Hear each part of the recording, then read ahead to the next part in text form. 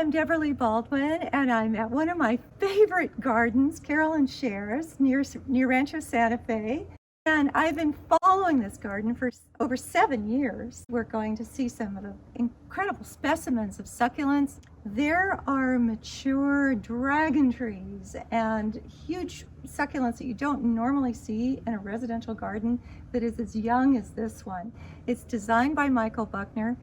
Tell us a little bit about what inspired such an unusual and beautiful garden. We come from New Jersey, where we had lots of water and no succulents. When I came to California, I was just intrigued by the dragon trees. That was one of the things I absolutely needed to have in the garden. I also have some Victoria Regina.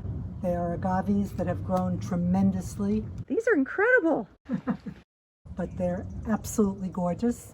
And then I have specimens all over the place that Michael put into my first garden, and then when we came here, the second garden. The difference here is we have no grass at all, so the succulents are really the stars. It's just over a half an acre, but as you'll see as we walk around, it's mostly hills. So the building envelope and the actual backyard in front are really very small. We wanted the smallest lot in the community because we didn't want to deal with the water. Oh, well, we'll see a very water-wise, very appropriate for this location garden. Right. Look at how he's repeated these tight notas.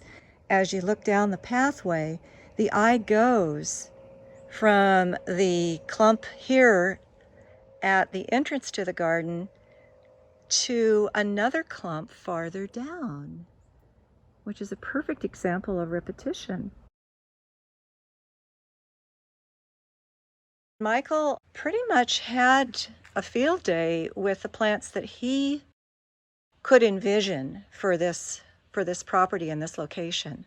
Yes, but the fire department had to go through the planning, the complete plan first before the community could even look at it and before he could do it. We are in a shelter-in-place community, so we can't have trees that get too big or too close together. We have to have things that are not fire fodder. Fire fodder. Right, good word. Yeah, it is. And that's one of the things that he worked out. You know what I love about Michael's gardens is that there's never a bad photo because all the sight lines work. He positions pathways, they kind of look like they're an afterthought, and yet you look down them and the eye goes to something lovely. The hillside is 150 feet long, front to back, 30 feet high, and 30 feet deep. So it's a huge amount of the property. And we had to come up with something to be pretty and not to need much maintenance. Is it an irrigation nightmare, that steep grade? No, the builder put in sweeping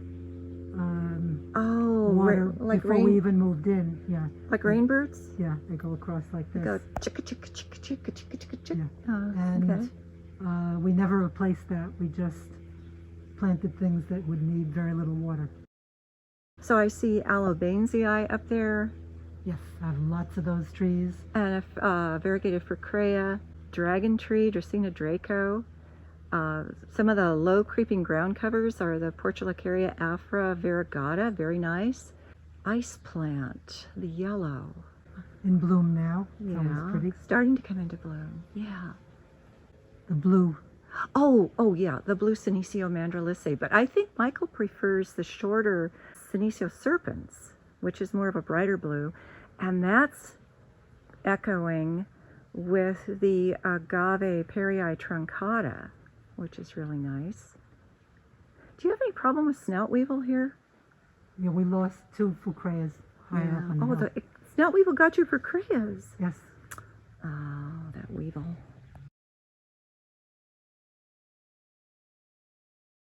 This is a garden. They can almost turn off the water completely. July, August, it'll need some supplemental water. See how things are planted in ribbons, these flows? The way that seeds distribute themselves in nature with wind and water movement and in patterns as we're emulating nature. And so there's a continuity of color. You actually focus on the focal plants, like the Fucreas. Kalanchoe biharensis, it's a native of Madagascar. They're fuzzy. The kids love them. We like to use biharensis because of this textured trunk and because you can get all of these forms. The plants get very, very heavy with their leaves, and they have a tendency to kind of flop over a little bit, and we like it. We like all this sinuousness, and I have always liked this knobby trunk that it has. It's part of its character. Talk about Euphorbia trigona. Very simple and easy to grow, but look at this candelabra shape that it takes. And what do you call these, Deborah? Well, they look like castles stacked on a steep hillside. Yeah. Well, how old is this one? 5 to 7 years old, and that's it. And that Wow. could come from a 4-inch cutting. Carolyn, how many times does this come into bloom for you a year? A couple of times, yeah. Yeah. An Aloadia procera. It's a big plant. It's a nice old specimen. Not related, but they call it Madagascar ocotillo. I leaned it into the wind because the westerlies are coming this direction. Not in leaf right now. It will break out in those green leaves that you can see way up top. Portulacaria afra, unappreciated plant. Can get to 3 feet, but we keep it flat and we utilize it as a border plant. It holds the soil, holds the rock material. Twice a year, just cut it off. You can use all of the cuttings and hardly anything doesn't root. This cerulean blue and the blues that come from a lot of these agaves is really just a remarkable color. The Podatorum verschaffeltii will get at the best about 3.5 to 4 feet at the most wide and about 3 feet tall. And you can see how its spines and the red central spine are so beautiful and they catch the sun. Approximately 50 yards of soil that was brought in. I used 1 week with a bobcat. Made all of these mounds that go all the way around, this being a very large property. I wish I'd have used even more soil than 50 yards. All mixed with pumice so that the percolation, the water moves through it real quick, which is just perfect for succulents. These mounds are much larger when you first plant them. People think it's silly how much actual soil is brought in, but then as you plant them and as they settle, they flatten out. You're looking at a 3-yard mound, and I wish it had been a 5. Get your mounds high and your low spots lower, and then get more relief.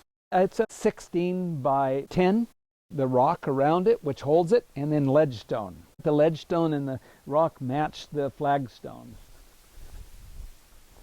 The brachychitons here, and these trees with their green trunks get almost as wide as they can get tall.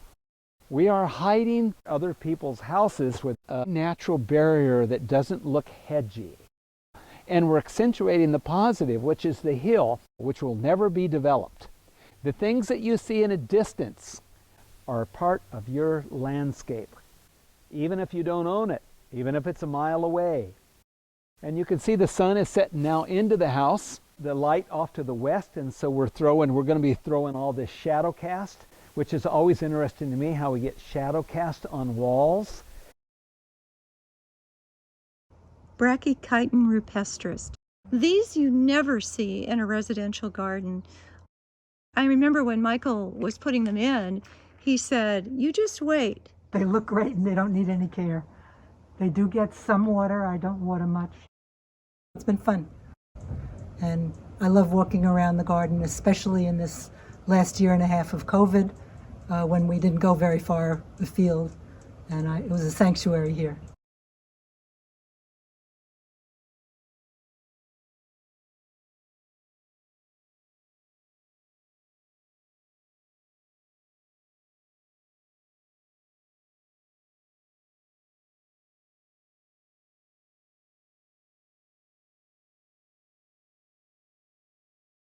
I hope you found this video helpful and entertaining.